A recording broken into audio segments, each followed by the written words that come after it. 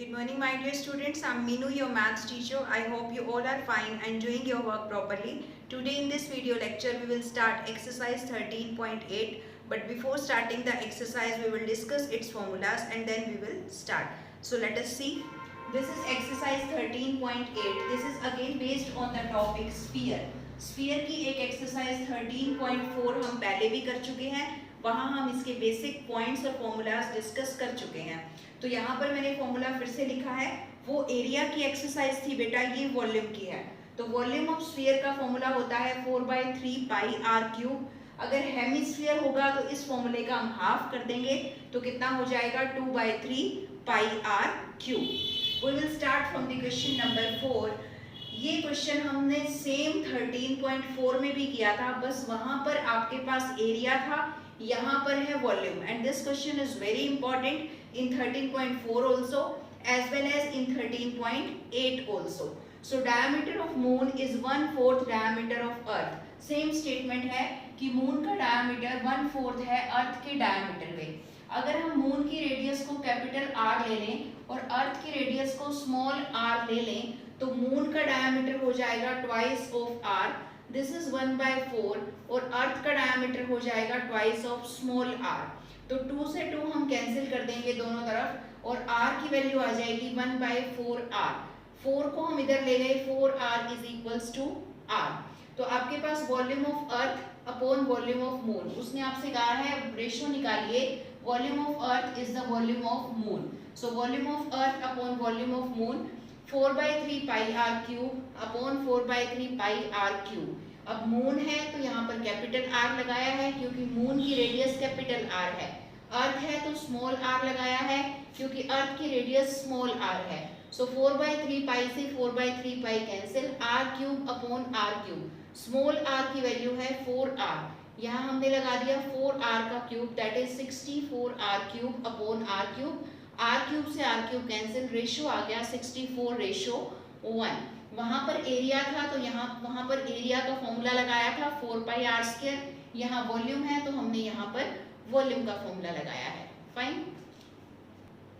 Now this is question number 7. Find volume of sphere whose surface area is 154 centimetre square. इसमें दोनों चीजें use हो रही हैं, एक वॉल्यूम भी और एक सरफेस एरिया भी। सरफेस एरिया आपको गिवन है 154। सरफेस एरिया की एक्सरसाइज हम पहले कर चुके हैं, तो सरफेस एरिया है 154। सरफेस एरिया का फॉर्मूला होता है 4πr² इज इक्वल्स टू 154, ये आपको गिवन है।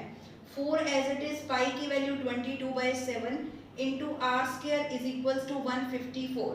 22 को 4 से करोगे 88/7 into r² is equals to 154। तो r² की वैल्यू आ गई 154 मल्टीप्लाई 7 अपॉन 88। 22 के टेबल पे कट किया, 22 4 सा 88 एंड 22 7 सा 154, 7 7 सा 49 अपॉन 4, 49 अपॉन 4 मतलब 7/2 का स्क्वायर। तो r की वैल्यू कितनी आ गई 7/2। अब हमें क्या निकालना है, वॉल्यूम। इसीलिए हमने r निकाला था क्योंकि हमें वॉल्यूम निकालना है। तो वॉल्यूम का फॉर्मूला होता है 4/3 pi r cube. 4/3 as it is, pi की वैल्यू 22/7 और r आपके पास है 7/2। सो 7/2 इंटू 7/2 इंटू 7/2, इसको सॉल्व कीजिएगा, आएगा 539/3। सो इसको डेसिमल में हमने कन्वर्ट कर दिया, 179.666 centimetre cube approximately. This is last question, question number 10. A capsule of medicine is in the shape of sphere of diameter 3.5 millimeter. How much medicine is needed to fill this capsule? कहता है एक medicine जो capsule है वो spherical form का है, उसका जो डायमीटर है वो है 3.5 mm। तो वो आपसे ये कह रहा है कि कैप्सूल के अंदर कितनी मेडिसिन आ सकती है। इसका मतलब हमें कैप्सूल का क्या पता होना चाहिए, वॉल्यूम। तो देखिए डायमीटर है 3.5 मिलीमीटर, रेडियस हो गई इसका half means 35/20, that is 7/4 millimetre. अब वॉल्यूम क्या होता है 4/3 pi r cube. 4/3 as it is, pi की वैल्यू 22/7, रेडियस है 7/4, 7/4 एंड 7/4। 3 टाइम्स लिखेंगे क्योंकि आर क्यूब है।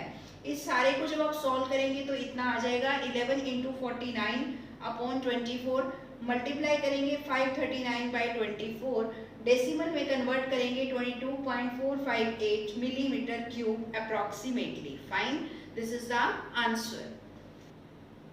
So I have discussed with you all important questions of exercise 13.8. Remaining questions are exactly same, so do it yourself, and this is your homework. Do exercise 13.8 complete in your maths notebook. I am sending a PDF also in which you can see solution of each and every question. So do your work properly. Take care and bye bye.